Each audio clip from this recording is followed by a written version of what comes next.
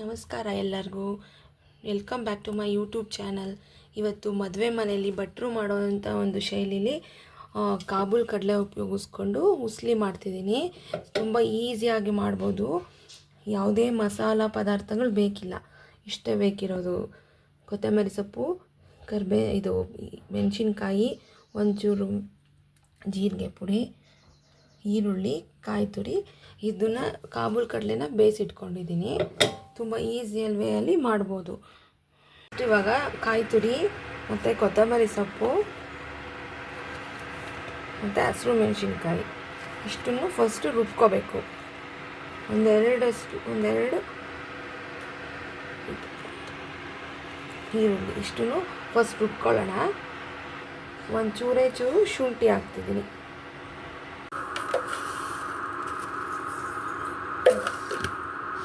First ಒಂದು 3 ಸ್ಪೂನಷ್ಟು ಎಣ್ಣೆ ಹಾಕ್ಕೊಂಡಿದ್ದೀನಿ.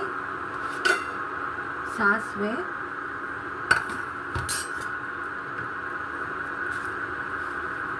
ನೆಕ್ಸ್ಟು ಇಂಗು,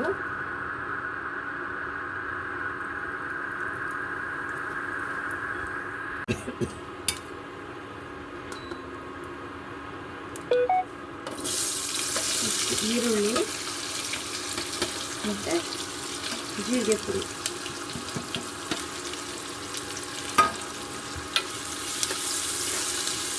ತುಂಬ ಬೇಗನೆ ಆಗುತ್ತೆ, ರುಚಿಯಾಗಿ. ಮನೇಲೆ ಅಡುಗೆ ಮನೆ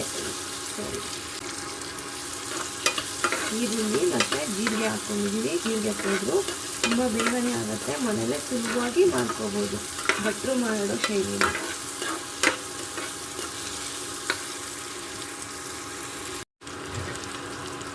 ನೆಕ್ಸ್ಟು ಕಾಬೂಲ್ ಕಡಲೆ ಬೇಯಿಸ್ಕೊಂಡಿದ್ದೀನಿ, ಇವಾಗ ಹಾಕ್ತೀನಿ. ಚೆನ್ನಾಗಿ ಬೆಂದಿದೆ. ನಾನೊಂದು 4-5 ವಿಷಲ್ ಕೂಗಿಸ್ಕೊಂಡಿದ್ದೀನಿ. 1-2 ನಿಮಿಷ ಇದು ಮಾಗಬೇಕು, ಅಂದರೆ ಈ ಆಯಿಲಲ್ಲಿ ಫ್ರೈ ಆಗಬೇಕು.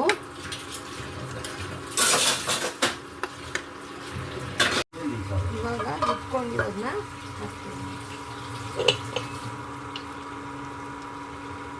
ಉಪ್ಪು,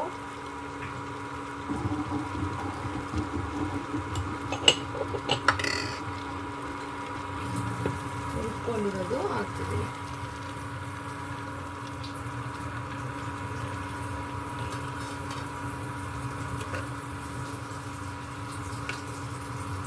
ಸೇಮ್ ಭಟ್ರು ಮಾಡೋ ಸ್ಟೈಲೇ ಬರುತ್ತೆ, ನೀವು ಒಂದ್ಸಲಿ ಮಾಡಿ ನೋಡಿ.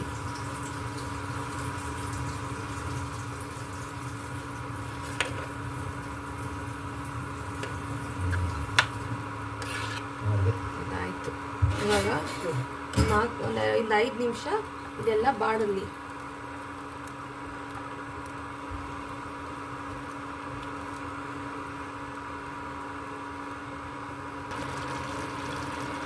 ಇದೆಲ್ಲ ಆಗಿದೆ, ಎಲ್ಲ ಡ್ರೈ ಆಗಿದೆ ಚೆನ್ನಾಗಿ. ಸರ್ವ್ ಮಾಡೋಣ. ಚಪಾತಿಗೆ, ಪೂರಿಗೆ ತುಂಬ ಚೆನ್ನಾಗಿರುತ್ತೆ. ಟೇಸ್ಟ್ ಸಹ. ತುಂಬ ಮಸಾಲನೂ ಏನು ಹಾಕಿಲ್ಲ ನಾನು ಇದಕ್ಕೆ. ನೀವು ಒಂದ್ಸಲಿ ಈ ಥರನೂ ಒಂದ್ಸಲಿ ಟ್ರೈ ಮಾಡಿ ನೋಡಿ.